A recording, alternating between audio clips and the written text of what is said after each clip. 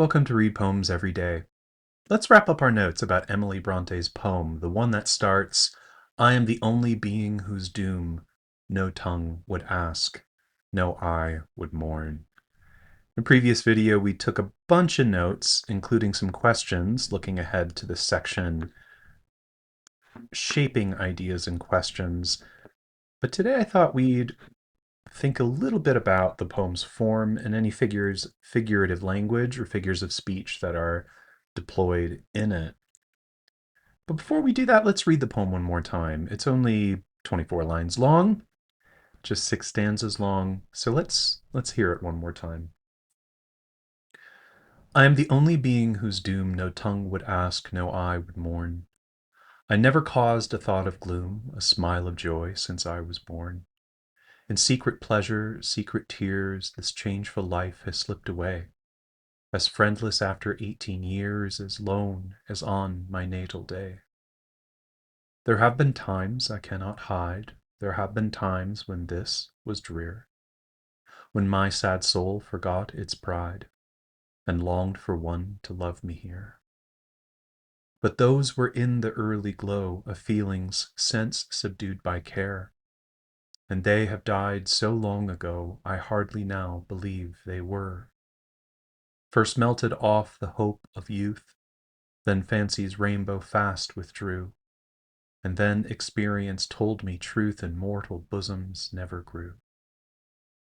'Twas grief enough to think mankind all hollow, servile, insincere, but worse to trust to my own mind, and find the same corruption there. As I was reading through it this time, I noticed a bunch of things that I'd missed. Not a bunch of things, but some pronouns. So if you did make it through my first video about this poem, you probably were thinking, Ben, there are other pronouns in the poem, aside from the first person singular pronouns, the third person plural pronoun, and then the word one. So where was that? So the word this in line, um, in line 12? No, 10, line 10.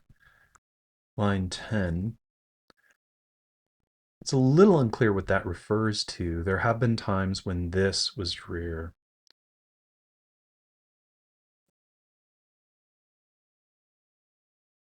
I don't know. Life condition? Secret life, maybe? Or does this refer to... Yeah, because it doesn't necessarily refer to the first line, because the repetition here suggests there's a parallel thing being said here as opposed to this line referring back to that one. And then, in addition to this, we have its there, which refers to the soul. And that's line 11. Okay. So I think last time I was pointing out how even when there is a third person pronoun, it still refers to something about something in the speaker. And so even when there is this kind of separation of uh, sort of third person entities and the speaker, what really is happening is a kind of separation of the self, or an alienation from oneself, or a projection outward of oneself, a disidentification of sorts that's happening with the soul or with feeling, or with feelings. Okay, I think that's what I wanted to include there. So let's scroll down a bit to form. Feels like it's been a little while since I've talked about form. I don't think that's actually true. We have here a series of quatrains. The poem as a I am the only being whose doom, I am the only being whose doom. So you have sort of, it's the iambic tetrameter there. I usually don't don't go talk I don't usually use terminology that has to do with scanning lines or meter, but I was sort of poking around earlier today thinking about the sort of stanza structures in this poem. They're the 4 line stanzas. So these are quatrains set to iambic tetrameter, which means they're a little shorter than the lines you would get in a sonnet, which are iambic pentameter. And so the tetrameter line, if I'm sort of remembering some of my training correctly, the tetrameter line affords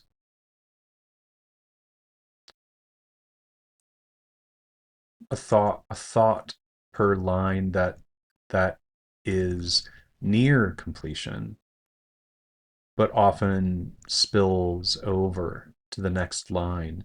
And I don't necessarily mean enjambment here. I mean the kind of thought content. So even if there's a comma at the end of the line, there's maybe a sense in which the tetrameter line is very good at kind of getting you pretty far into a thought, but then it needing to kind of continue from there. I just noticed too. Was I wrong? No, okay. I saw this semicolon and I was like, oh no, did I miss that semicolon? I did not. Okay.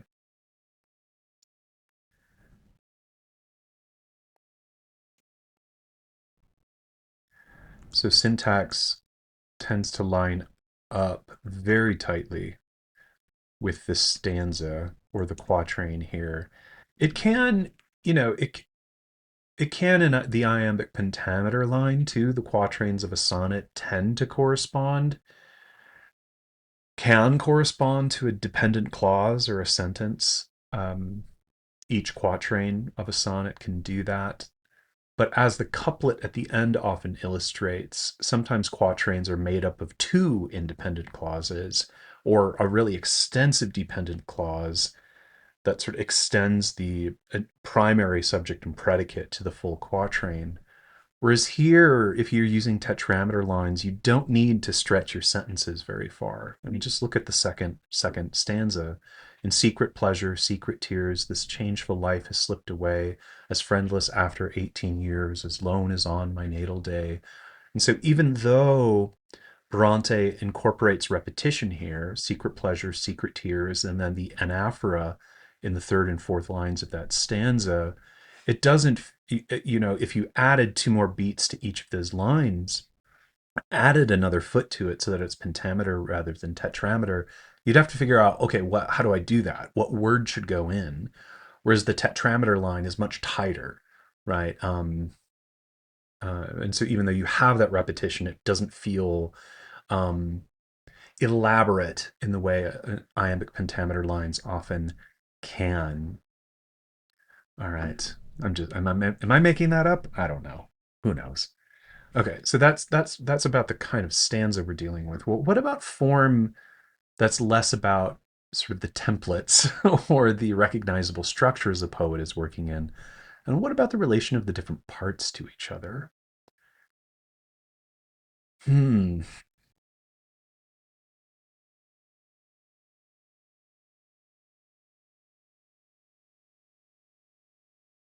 I'm not sure I have.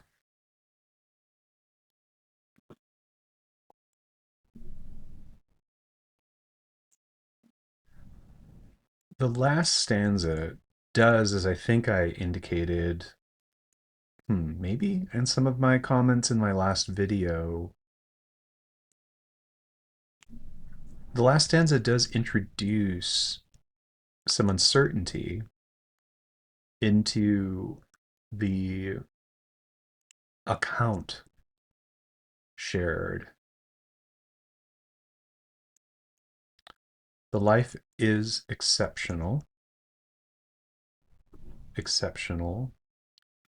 right? The only being of line 1 here.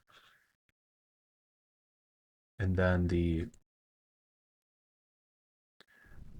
truth in mortal bosoms never grew. Experience told me. Oops. experience told me truth in mortal bosoms never grew. So the life being shared here is exceptional, and yet at the end, the poet seems to, is it confess? The poet or speaker seems to confess that she shares something with mankind.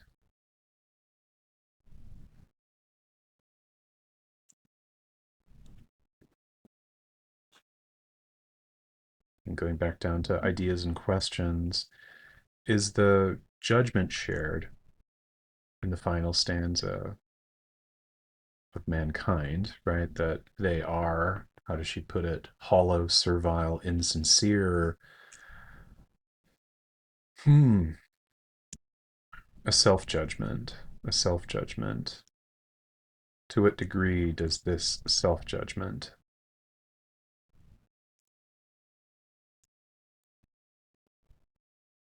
reframe our sense of the speaker's secret life?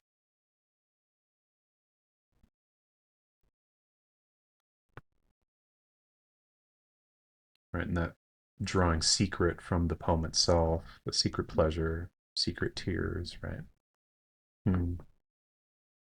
I hope the question I'm asking makes some sense. That there is there's a tension in the poem between the speaker's insistence on their own, not just their isolation, not just their loneliness, but the way they are unique. And yet at the end, there's a sense in which the speaker is either worried that she'll discover that she's just as servile, insincere, as all hollow as the rest of mankind, or that she already has discovered these things. And that has led to a kind of grief. And one wonders then, is the speaker suggesting that, is this also an exceptional position to be aware of your own hollowness, your own servility, your own insincerity, the sort of like hyper self-consciousness and self-awareness that does not seem characteristic of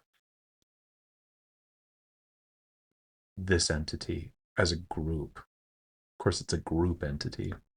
All right, so it does seem to me that last stanza projects backward, retrojects backward into the poem a lot of questions and about what we're to make of it. Okay. What about some, and then that's not really a title, it's just the first line. So I don't really have a question about the title. So what about figures of speech? Um, hmm. I mean, you have metonymy, and metonymy is very good at removing references to people from this poem. So you have tongue and I in line 2, which stands in for, no tongue would ask. What she's really saying is that no person would ask after her, um, if she were to disappear or die. No eye would mourn, and of course, eyes don't mourn. Eyes are just associated with mourning because we cry, right? So that's metonymy, when you have a kind of um, an associated noun taking the place of another noun. There's also a sense in which this we could think of this potentially as synecdoche, right? A part standing in for a whole, like the tongue as part of someone who might ask something. The tongue is part of the mouth, which is part of the body of someone who might ask something. So we have some of that in play too. Um, so synecdoche. I think of synecdoche as a kind of metonymy, right? Because you can have metonymy that works by way of substitution and association that isn't a part whole relationship, right? Um, at the moment, I can't think. I can't think uh, of it, but we could. but maybe arguably most associations are a kind of part whole, but I don't think so. Okay. Metonymy in line two, and this is very effective at removing direct references to people from the poem. And of course, this amplifies, thematics of the poem, right? The speaker's loneliness, but also her exceptionality, her exceptionalism, her exceptionalness. Uh, okay. Never caused a thought of gloom, a smile of joy since I was born.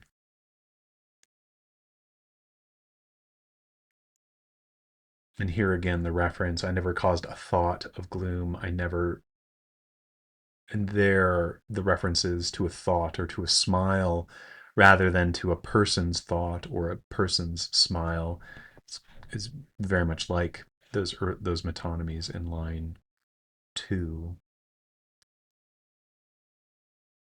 Okay.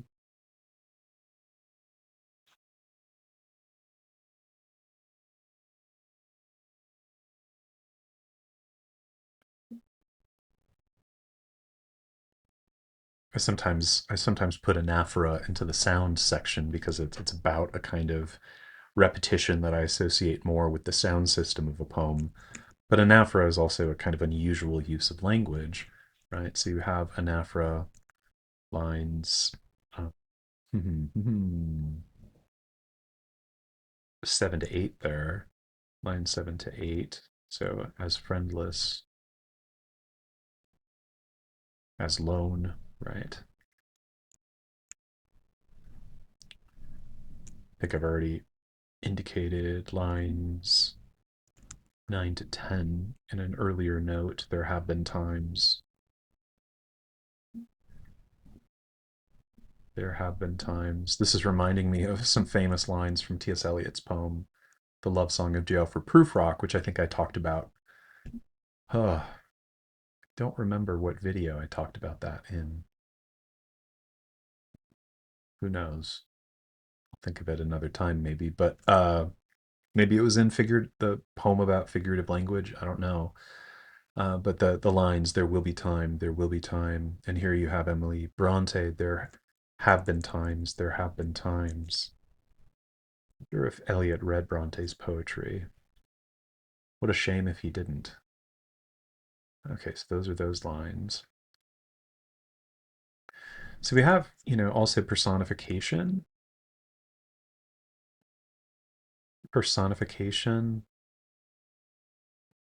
which is also a kind of odd synecdoche.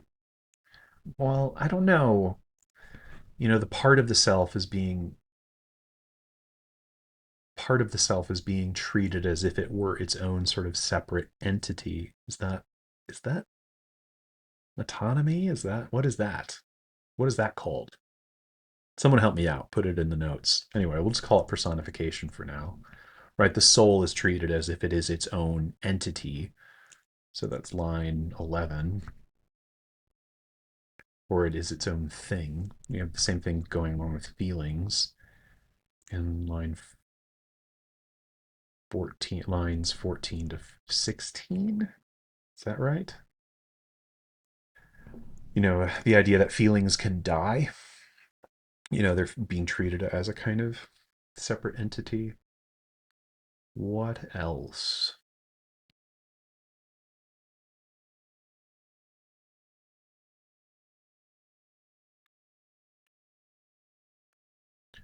You have some symbolic imagery, symbolic imagery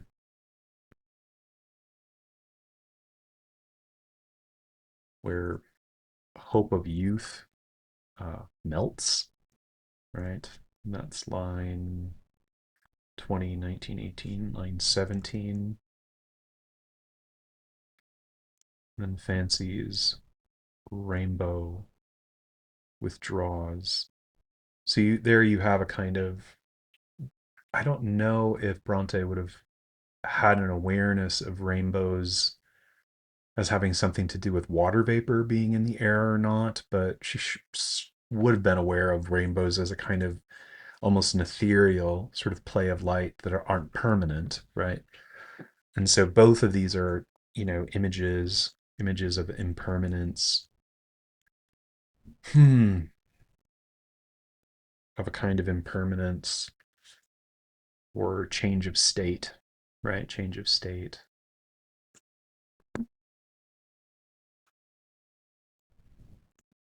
Experience then is also treated as a kind of personified entity in line 19.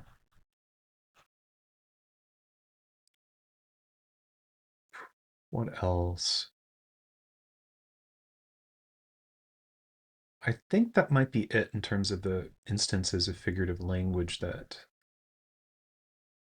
I'm tracking. But again, they all tend to, the anaphora is very good at kind of developing the vibe of a poem. But note how, let's make this a little bigger. Note how the metonymy, the personification, the symbolic imagery is all feeding into the ideas of the poem and its themes. Um, and to some degree, all the questions I've been asking about the sort of thornier interpretive issues with the poem, again, all pressure each other, amplify each other, work together. Okay. All right. So, do I have any other questions about the poem or ideas here? Hmm. So I asked, is the judgment shared in the final stanza of mankind a self judgment? To what degree does this self judgment reframe our sense of the speaker's secret life, her pleasure, her tears, and the occasional suspension of those, the sort of youthful desire for a friend, for someone to love her, which she, according to the later stanza, has kind of gotten over. That's the dissipation um, of youth's hope, but also of fancy itself. Fancy we could maybe associate with the kind of like with fantasy, although that's a tricky equation to draw. Fancy was treated in the 19th century, probably the 18th century. Again, experts fill me in on this as a kind of faculty of sorts. Um, Not quite the same thing as imagination, but maybe sometimes if we play fast and loose with some terminology, you could think of it as imagination or think of it as fantasy or fantasizing. And that's dissipated and been replaced by something she calls care, right? That seems associated with the kind of something I called in the previous video affective maturation, maturity, affective maturity, emotional maturity, growing up, in other words. The more I think about this, the more it does seem a poem that would be useful to read with Eliot's The Love Song of J. Alfred Prufrock, which is also a poem about growing up, growing old, or growing old rather. Um, and there's a certain kind of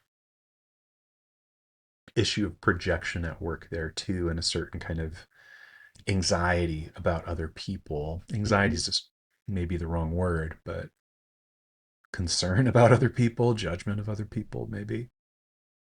Okay. I asked in a previous video then too, what do we make of the absence of a family as a kind of presence that might mitigate friendlessness? So in a poem about being alone for one's entire life, it does seem a little strange that there's no reference to parents, no reference to siblings, no reference to even institutions, any caretakers at all. All of that's gone. So maybe instead of just family, could also say caretaker. There's no reference to caretakers at all. Hmm. Even on natal day, which is of course the birthday. Okay, so what other ideas do I have about the poem? Do I have any?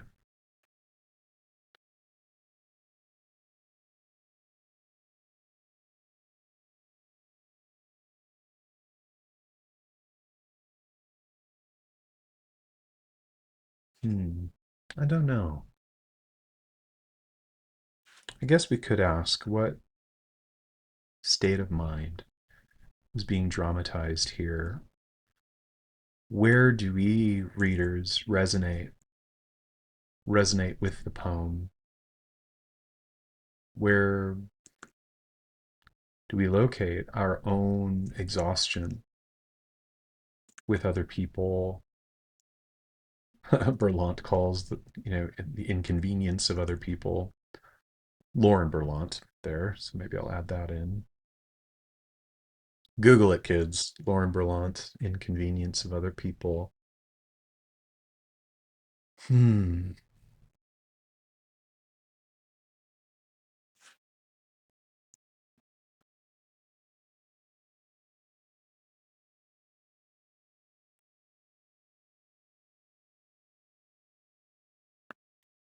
I mean, the poet, the speaker, does date herself, so she's is quite young. So, as someone who's much older than 18 now, I sort of think of someone who's 18 speaking this poem out loud and referring to their hope of youth having melted away. That they've had so much experience now does make me smile a bit with condescension, which is maybe not the best reaction to what the poem is doing. Um, hmm,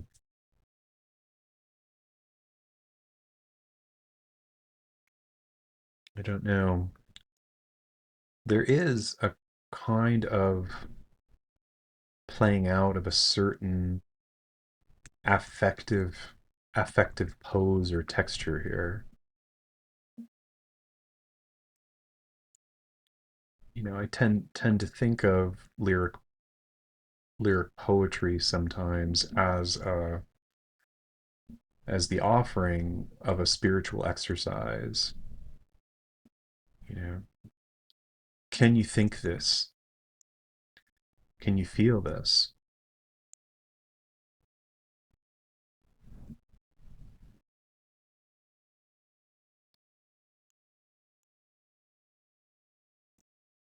What assessment of self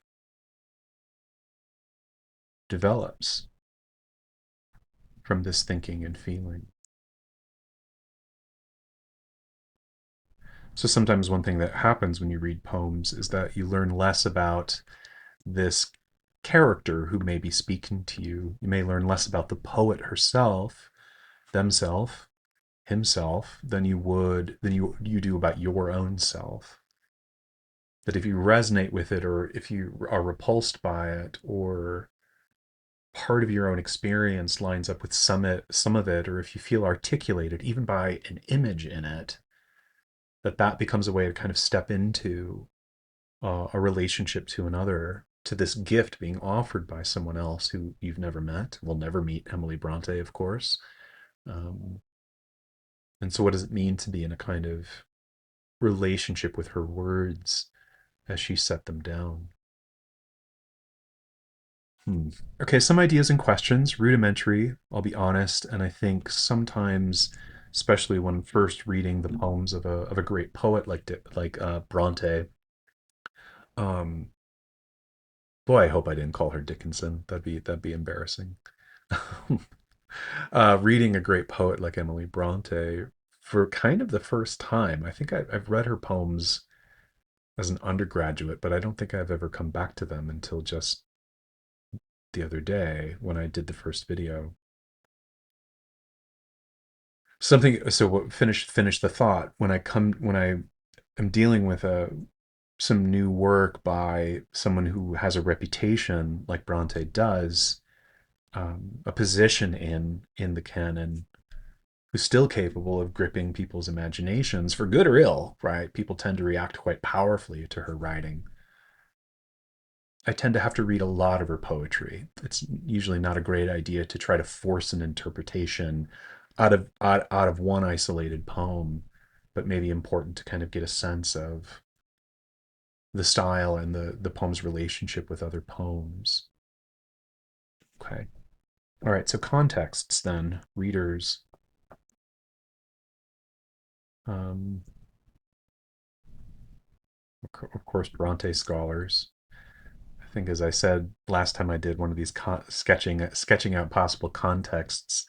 My contexts as someone who's a trained scholar tend to be pretty similar. I don't know really anything about the Brontes. I've read Jane Eyre, I've assigned Jane Eyre, I've read Wuthering Heights, but I don't really know much about their lives in any kind of granular detail, and I haven't read much scholarship on their work.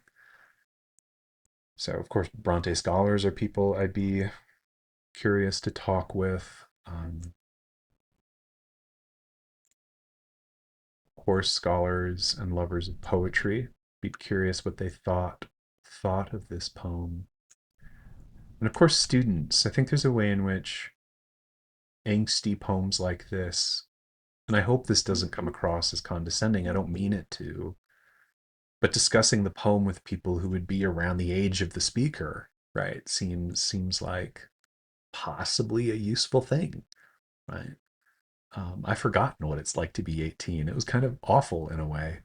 Um, and so there's a way in which I don't want to go back there in my own experience. And maybe some of reckoning with this poem is remembering feeling oneself kind of on the verge of growing up and yet never treated as if you are a grown up. Of course, in 1837 or whenever Bronte wrote this poem, 18 was a very different age, I imagine. So we tend to read these ages through our own presentism. Okay, so Bronte scholars and lovers of poetry. What else?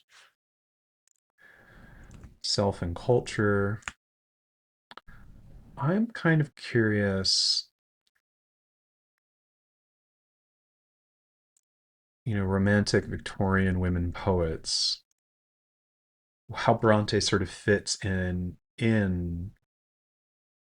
a sort of tradition, so to speak. Moving from Anna Letitia Barbauld to Charlotte Smith, and then up through, you know, Elizabeth Barrett Browning and others, sort of thinking about her in that tradition. And I joked earlier too, that I hope I hadn't called her Emily Dickinson, but there's a sense in which Dickinson's verse, while very different from this verse, is often similarly structured into these four-line stanzas, though I think they tend to be shorter, tend to be like sort of trimeter lines instead of tetrameter lines. But I might be completely wrong about that. And Emily Dickinson's syntax is much stranger than Bronte's. But even so, I think it'd be a helpful comparison of sorts, since many of Dickinson's poems, I think, seem to explore or feel their way through sometimes issues of isolation as well, and sometimes leveraging that to an advantage. Okay.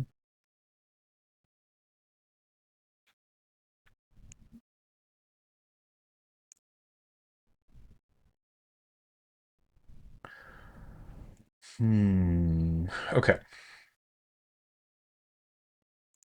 Concepts. So I already mentioned the inconvenience of other people. This is Lauren Berlant. But I do think there's some of that separating of oneself out into pieces, the feelings, the soul, all this sort of stuff. I do wonder, to what degree feminist psychoanalytic theory might be interesting. Um, and just, your run of the mill psychoanalytic theory might offer some ideas too, especially with respect to, the idea of doubling, doubles, projections, the use of metaphor and metonymy as theorized by Lacan and others. But then I'd be curious to think about how feminist literary critics or feminist psychoanalysts have sort of developed some of those ideas. And then with the world, of course, Bronte's biography, I'd be curious about. the rest of Bronte's poetry. Reread Wuthering Heights, maybe? I don't know. I mean, there is something, while it's a shame that we only have, say, one novel by Emily Bronte, I think, and, you know, many, many poems, but not the volume of poetry you would get with, say, a poet like Wordsworth or something. Um, you don't get that mountain of material. One nice thing about that is you can actually read the whole output of this writer,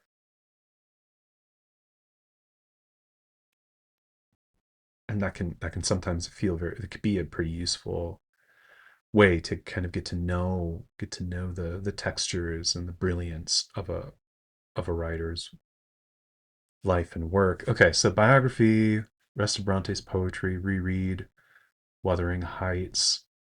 I'm not sure what else I would want to. My sense is reading the biography would introduce me to data points I can't anticipate right now, knowing. Hmm.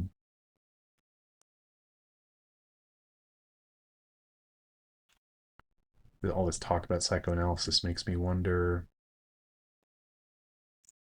is the poem a kind of effort at self portrait or self diagnosis?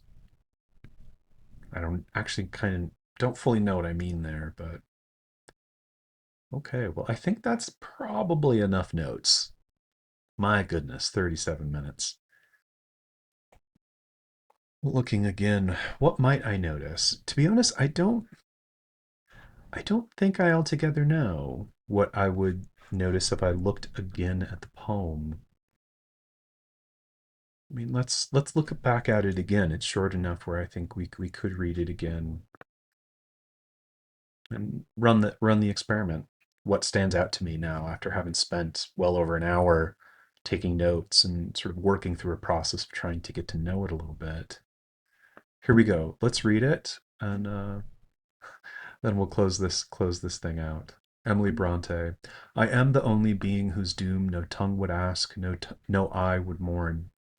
I never caused a thought of gloom, a smile of joy since I was born.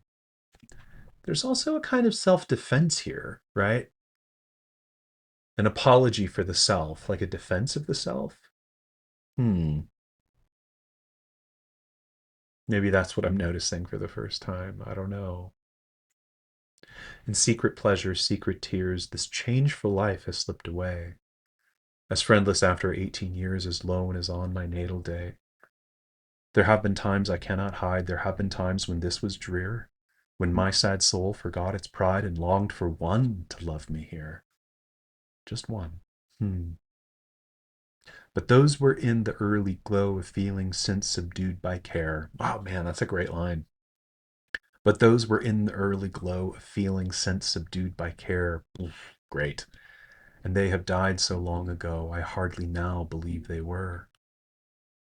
First melted off the hope of youth, and fancy's rainbow fast withdrew, and then experience told me truth in mortal bosoms never grew. 'Twas grief enough to think mankind all hollow, servile, insincere, but worse to trust to my own mind and find the same corruption there. Hmm. What a great poem. My goodness. All right, gang. There's another one. There's another one. Thanks for spending more time with me and with Emily Bronte. I am the only being who's doomed. And hey, let's read more poems tomorrow.